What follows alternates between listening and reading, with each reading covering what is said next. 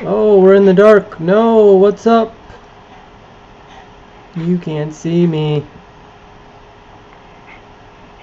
Now I can see you, though. There we go. Alright, yeah, what's up? Welcome to My Life Monday with Mike, your mentor. Gonna make this quick because Miss Bell here has been freaking out. She's a beautiful little thing. She's 14 years old. We love her, but sometimes she drives me crazy.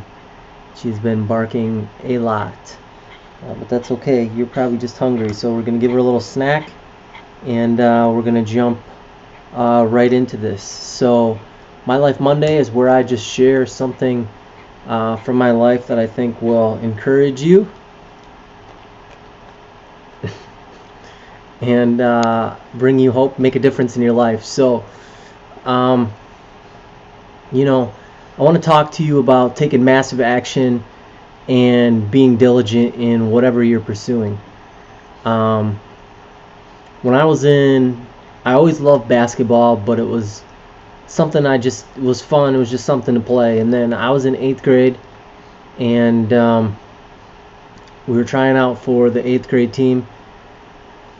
And I don't know, I wanted to make the A team. There was the A and there was the B team.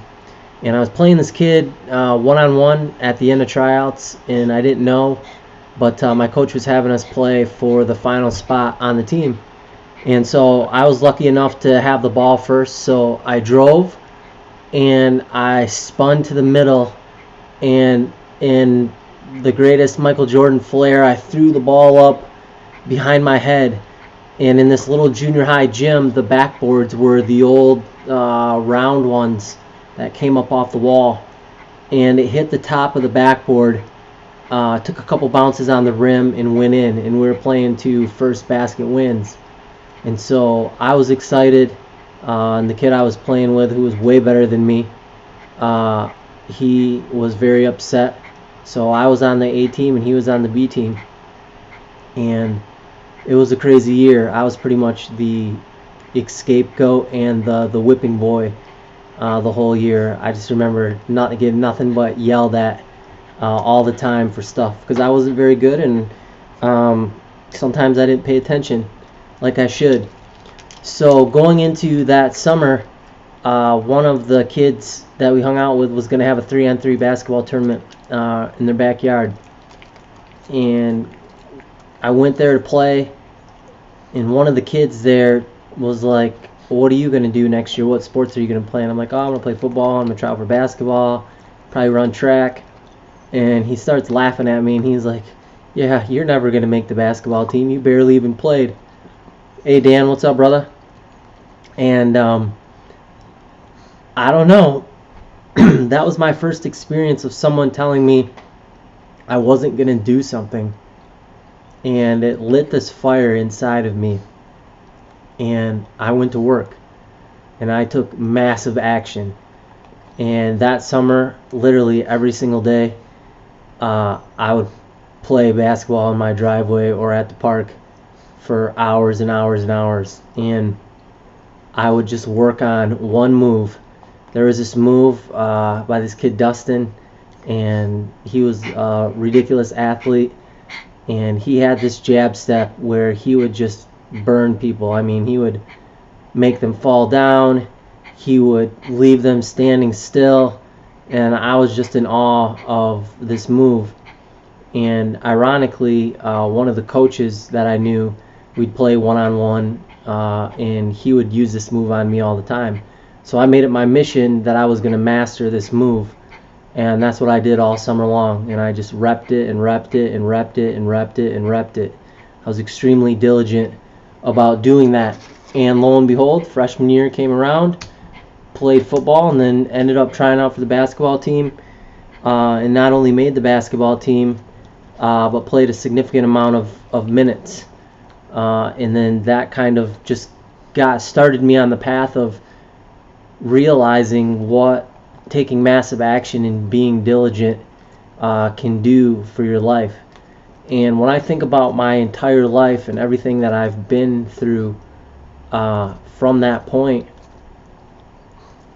to now, I've had a lot of favor on my life, but also a lot of that has come from me taking massive action in whatever I've decided to do, and then not only taking that action, but being diligent. And most things you do, it's going to be a marathon, not a sprint. And I've always just been that guy that's never really exploded out of the gate, but I've always been the one to just drill away and work and just outlast people by sheer attrition, just because I would never give up, and I would stay diligent. So as Belle's getting a little fussy here, I just want to encourage you, whatever you're working on, whatever you have your mind set on accomplishing, there's going to be a price to pay, and that price to pay is being diligent and continuing to hone that craft to master whatever it is that you want to work at. And I promise you that if you continue to work at that every single day, and you don't stop, and you just keep drilling down, that you will accomplish what you set out to. So from me and from Belle, that is My Life Monday with Mike, your mentor. Hope you guys have a good week. If anyone needs anything, don't be afraid to hit me up. I've been talking to a lot of guys. Interestingly enough, right, this word diligence, the reoccurring theme in the last probably week and a half talking with men, it has been them thinking that, these are younger guys than me, right, thinking that there's not somebody out there for them, right, and they want to find the one, right, and then it's about being patient and being diligent to work on yourself and be in a position so that when God brings you that person, not only will you recognize it, but you'll be ready for it, and you'll be in the best possible position to fulfill your role in that relationship.